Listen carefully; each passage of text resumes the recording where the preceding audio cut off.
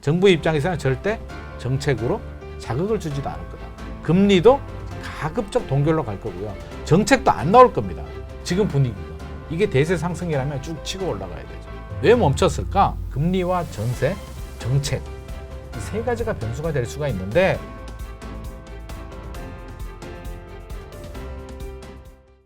행부 오늘은 김인만 부동산 경제연구소의 김인만 대표님 모셨습니다. 대표님 반갑습니다. 안녕하세요. 최근에 부동산 시장이 몇몇 분들은 좀 바닥을 잡고 좀 반등하고 있다라고 얘기하시는 분들도 있고 아니다. 아직 좀 더 대세 하락이 남았다라고 얘기하시는 분들이 계신데 대표님 생각은 어떠세요?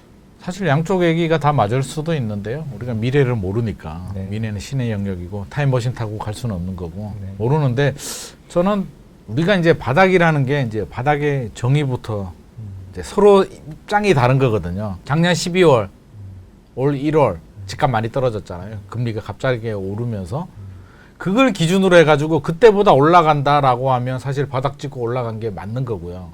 그러면 또 반대로 해석하면 찍고 어디까지 올라가느냐에 대해서 우리가 바닥이라고 하면 가장 낮은 가격을 말하는 거거든요. 그러면 한 번 오르면 부동산은 주기가 있잖아요. 그러면 지금부터 5년, 7년을 다시 오르느냐라고 생각하면 저는 그런 바닥은 아닌 것 같다. 일단 패닉은 벗어났다. 우리 패닉이었잖아요. 작년 그쵸. 12월 기억나세요? 둔천주공 올림픽파크 포레요. 막 지금 생각해 보면 그때 미부장 잡았어야 되는데 왜 안 했지? 다들 아마 그 얘기 하실 거예요. 전용 84가 13억대 나왔었잖아요. 네네. 요즘 보면 경기도 용인에도 12억대도 잘 팔리고 있고. 그러니까요. 그러니까 둔천주공이 더블 역세권에 모든 걸 다 갖춰 있는데 거기가 13억이면은 지금 생각하면 잡아야겠다라고 하는데 그때는 왜 안 했을까요? 공포가 지배를 했으니까. 야, 이거 이제 시작이야. 장난 아니야. 왜냐하면 금리가 너무 가파르게 올랐으니까요. 우리가 금리 때문에 집값이 떨어졌다라고 하는데 사실은 맞는 말이긴 해요. 맞는 말이긴 한데 금리가 현재 한국은행 기준금리가 3.5%잖아요. 3.5%가 부담스러운 게 아니고 과거에 더 높은 적 굉장히 많았거든요. 그렇죠. 그럼에도 불구하고 그때는 집값이 올랐어요. 그때 올랐는데 왜 3.5%인데 집값이 떨어졌을까? 이번에는 3.5가 중요한 게 아니라 3.5까지 올라가는 과정이 중요하거든요. 이 과정에 문제가 있었다. 너무 빨리 올랐잖아요. 왜 제로금리에서 1년 만에 올라가 버렸으니까 너무 두려운 거죠. 그런 공포가 지배가 되다 보니까 집값이 떨어지는데 물론 떨어질 때가 됐죠. 2015년에서 2021년까지 서울 집값이 너무 많이 올랐잖아요. 과도한 상승에 대한 피로감이 누적된 상태에서 기준금리가 우리 이제 패닉을 자극을 하니까 집값이 떨어진 거죠. 그렇게 떨어진 건데 그럼 이걸 정상 하락으로 보느냐? 저는 그렇게 보진 않는 거죠. 물론 그 정상 하락의 이제 정의가 좀 다를 수는 있는데 부동산도 우리 상식이잖아요. 우리 삶이고 우리 인생이잖아요. 그렇죠. 그러면 7년이 오르면 상식적으로 7년이 집값이 올랐는데 6개월 집값이 떨어지고 다시 또 7년이 오른다? 그 현실적으로 너무 저는 말이 안 된다고 보거든요. 1월, 2월, 3월 이제 거래량이 좀 늘어나고 집값도 회복을 합니다. 근데 4월, 5월 통계들이 이제 지금 나오고 있는데 뉴스 보면 상승이다. 막 이렇게 나오잖아요. 드디어 상승이다. 뭐 상승 전환됐다. 막 하는데 우리가 그 뉴스의 헤드라인 단편만 볼 것이 아니라 저는 추이가 중요하다고 생각하거든요. 그래서 그래프 추이를 봐요. 그래프 추이 보면 거래량하고 이제 주간 통계 이런 거 나오는데 똑같아요. 뭐가 똑같냐면 상승 폭이 둔화되고 있어요. 하락은 아니야. 마이너스는 아니에요. 플러스로 갔는데 우리 중학교, 고등학교 때 수학 배우잖아요. 그래프 기울기가 있으면 진짜 상승이라면 기울기가 가팔라져. 쭉 올라가줘야 돼. 지금은 이렇게 완만해지는 흐름. 지금 분위기가. 이게 대세 상승이라면 쭉 치고 올라가야 되죠. 왜 멈췄을까? 다시 줄다리기 게임으로 가보면 집주인들은 호가를 올리죠. 거래가 되니까 호가가 올려요. 헬리오시티 잠실 헬리오시티 예를 들면 헬리오시티가 최고가가 전용 84가 23억 8천만 원까지 갔었거든요. 23억 8천 가다가 최저가가 10층 이상 직거래 이런 거 빼고 직거래가 13억 몇천 나왔었는데 그거는 내부자 거래고 16억 정도가 바닥이었어요. 고점 대비 한 마이너스 33% 정도 하락을 했죠. 많이 떨어졌죠. 그렇죠. 그러다가 조금씩 올라서 18억 9천 거래가 되고 2월 말에 아마 18억 9천 거래가 됐었고 최근에 아마 20억 거래가 된 거라고 제가 알고 있거든요. 근데 여기서 쭉쭉 치고 올라가지는 못해. 그러면 고점 대비 마이너스 30% 떨어졌다가 고점 대비 요 정도 떨어졌다가 마이너스 15% 정도 수준으로 회복은 했어요. 그러니까 집주인들이 호가를 올렸는 게 효과가 있었는데 여기서 이제 딜레마에 빠지는 거죠. 계속 따라와주면 쭉쭉 호가를 올리겠는데 매수자들이 더 이상 따라오지 않는다는 거죠. 그러니까 집주인들도 매수자들이 따라와줘야 계속 가격을 올리는데 물론 그렇죠. 일부 지역들은 지금도 호가 올리는 지역들이 있는데 거래량이 많지 않아요.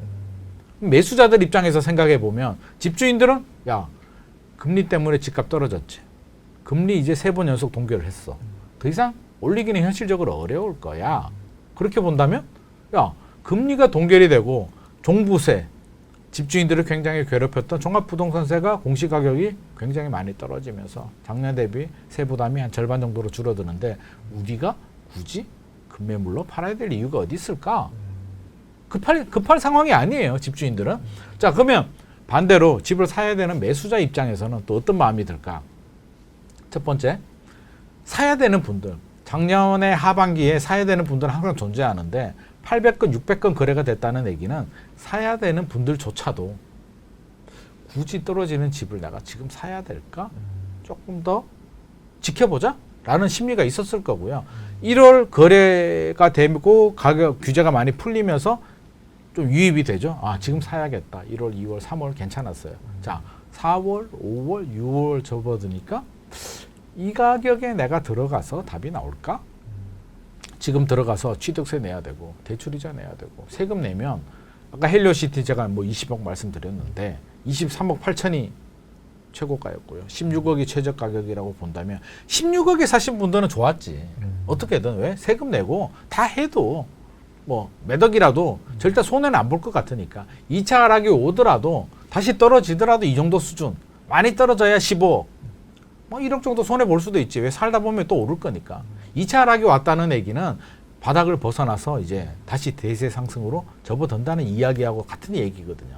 그러니까 그런 상황은 괜찮은데 자 19억, 20억에 샀다라고 하면 20억이면 취득세만 해도 얼마냐고요. 대출이자도 자기 돈 다 아니잖아요. 그러면 올라도 만약에 23억 8천이 가더라도 최고가를 가더라도 과연 얼마를 벌까? 양도세도 내야 되니까. 실제로 20억에 사가지고요. 24억에 판다?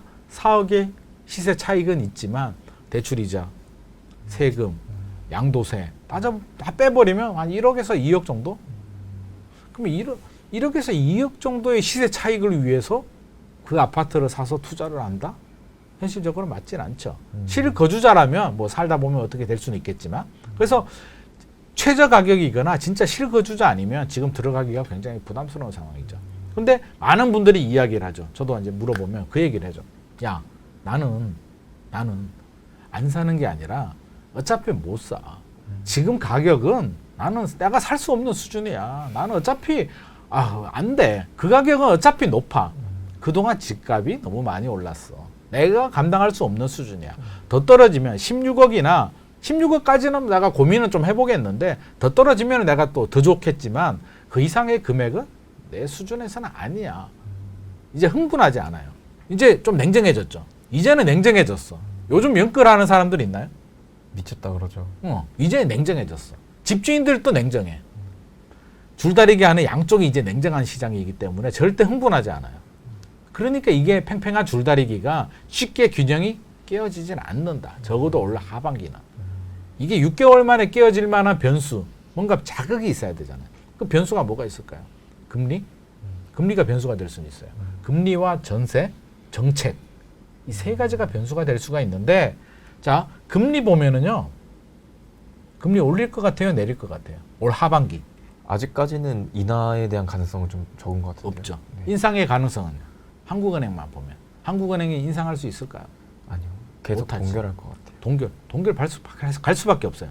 미국이 미친 듯이 올리지 않나. 그러니까 미국은 지들 마음대로 할 수는 있어요. 기축통화국이기 때문에 물론 뭐 자기들도 고민은 있겠지만 한국은행하고는 달라. 근데 한국은행은 자 부동산하고 이제 연결을 지어보면 금리를 내리면 어떤 현상이 발생할까요? 한국은행이 금리를 내렸어. 0.25라도 내리면 시장에서는 호재로 보죠. 박수를 치면서 이제 끝났다. 이제 내려갈 일만 남았다. 그러면 기다리던 아까 긴가민가하던 매수 대기자들 1번 타자는 들어갔고 2번, 3번 타자들이 들어갈까 말까 고민하다가 쑥 들어가겠죠. 야, 금리가 인하된데 지금 안 들어가면 금리 더 내려가면 집값 더 오를 거 아니야? 왕창 들어오죠. 큰 폭의 반등이 있을 겁니다. 물론 그게 계속 올라가느냐는 다른 문제고 금리가 몇 차례에 걸쳐서 내려가는지는 봐야 되지만 첫 번째가 중요하거든요. 0.25 내렸다는 얘기는 엄청난 시그널과 의미를 내포하고 있는 거예요. 엄청난 거지. 그러면 집값이 헬리오시티 예를 들면 지금 20억 거래됐다고 했잖아요. 0.25 내리는 순간 21억, 22억 쭉 치고 올라갈 거란 말이에요. 그러면 정부 입장에서는 그게 좋은 현상일까요? 안 좋은 현상일까요? 안 좋죠. 안 좋지. 내년 4월 총선 앞두고 집값 올라가 봐. 그러면 반대로 금리를 올려. 한국은 0.25라도 올리면 또 어떻게 돼요? 또 시작이야? 이게 끝이 아니었네? 세 번 동결이 끝이 아니고 야 여기서 올리면 가만히 있자. 2020년에 올라가는 속도를 보면 야 5% 가는 거 아니야? 라는 두려움이 생길 수도 있잖아요. 그러면 집주인들은 팔아. 안 돼. 이거는 당길 문제가 아니야. 빨리 팔아. 매수자들은 어라? 금리 올라? 일단 기다려봐 나 게임 안 할래 라고 되죠. 집값 폭락하죠. 그러면 정부 입장에서는 또 부담스럽지. 집값이 폭락해 미분양이 늘어나. 그러면 미분양이 늘어나면 건설 경기 안 좋아지고 경제 안 좋아지고 PF 대출 난리가 나죠. 올 1월이 왜 문제가 됐냐고요. 미분양이 급증하니까. 미분양이 급증한다는 얘기는 돈을 빌려준 PF 대출 금융회사들이 한마디로 돈 다 날린다는 얘기고, 그렇죠? 땡처리해야 되니까 금융시장이 흔들리면 우리나라 경제가 흔들리게 되니까 정부 입장에서는 그것도 안 돼. 그러니까 오르는 것도 안 되고 내리는 것도 안 돼. 그 정치 논리 들어가면 더 하죠. 내년 4월 총선 앞두고 제발 그냥 아무것도 하지 마. 그냥 우리가 알아서 할 테니까 부동산 니들은 그냥 가만히 있어. 그게 정부 마음이에요. 올라도 싫고 내려도 싫고 보수 정부는 집값 올리는 걸 좋아한다 그러는데 천만의 말씀. 누가 집값 오르는 정부가 어딨나요? 내려가는 것도 싫고 올라가는 것도 싫어요. 그냥 시장이 움직이니까 반응을 할 뿐이에요. 그러니까 정부 입장에서는 절대 정책으로 자극을 주지도 않을 거다. 금리도 가급적 동결로 갈 거고요. 정책도 안 나올 겁니다. 부동산 정책 안 나와요.